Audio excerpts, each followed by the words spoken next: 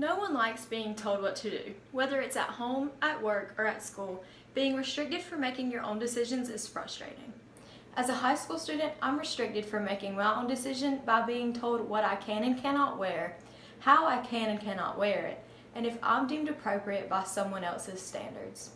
I believe that high school dress codes should be removed from school systems because they restrict the personal freedoms of students and staff, they specifically target the female students, and they can place a strain on families in certain economic and physical situations.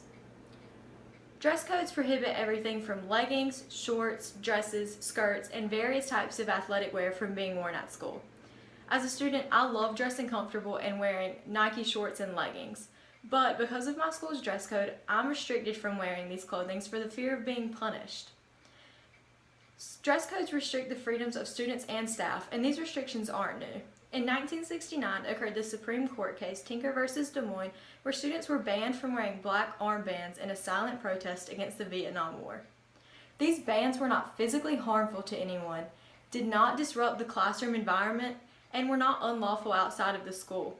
Yet the school board still attempted to disrupt these students' First Amendment freedom for their own benefit, whether that be to limit distractions in the classroom or prevent minor disruptions. The Supreme Court sided with the students, stating, "Students don't shed their rights at the schoolhouse gates." I believe every school should adopt a policy like Portland's public school, which simply mandates which body parts must be covered and which articles of clothing must be worn for all students. School dress codes do target all genders, but they are specifically restrictive of female students to prevent them from being a distraction in the eyes of the male youth.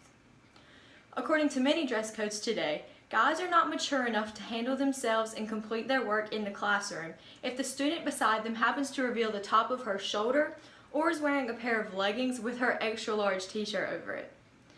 These dress codes are not only degrading to the females who are told what they can and cannot wear, but they're demeaning to the males who are not trusted enough to conduct themselves in a professional manner depending on what the girl beside them is wearing.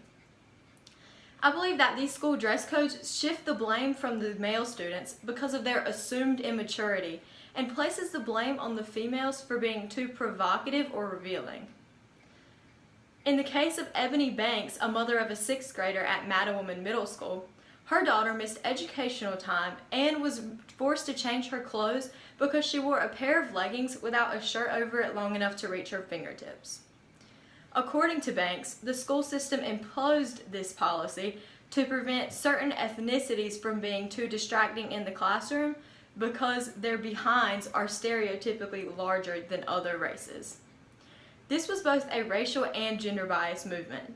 In a society where gender equality and body positivity is so prevalent, it's unfortunate to see just how detrimental a dress code like these can be on young girls.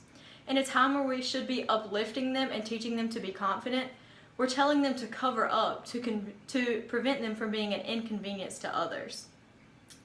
I believe that school dress codes should be removed from school systems because they are not only restrictive, they're costly. Clothes are expensive. Depending on the income of the family and the number of children in the home, a family can spend anywhere from a few hundred to a few $1,000s on school clothes each year. And depending on the type of dress code, that cost can only go up. For example, jeans are very expensive. A pair of jeans can cost you anywhere from $20 to hundreds of dollars, whereas a simple pair of black leggings can be found for about $5. I know I would pick the leggings.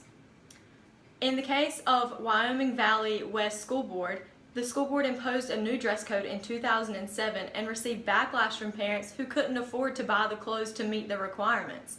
One mother stated that the clothes necessary for this school dress code could not be found at consignment shops or yard sales, the only place the mother could afford to buy her clothes for her children. School dress codes impose financial strain on families such as this. They can also place a physical strain on many students. Some dress codes require shirts to be tucked in, which can cause self-consciousness or insecurities among students. I know when I was in middle school, I was forced to tuck in my shirt every day, which required a whole new wardrobe because I didn't like the way my old clothes looked.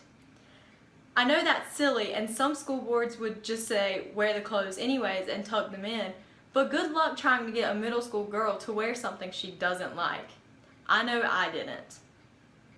School dress codes such as these can impose physical and economic strains on families and students. So instead of attempting to be politically correct, gender neutral, and accommodating for all, why don't we just get rid of dress codes? Wouldn't that solve all of those issues? I believe school dress codes are restrictive of all genders, are specifically targeted to the females, and place a strain on families and students. I urge all of you to go out and push back against your school systems to get them to remove these dress codes and make school a more comfortable place for everyone. I know in my case, some outfits I would enjoy wearing to school, such as these. If you can see here, this is an extra large t-shirt with a pair of shorts under it and an extra large t-shirt with a pair of simple black leggings.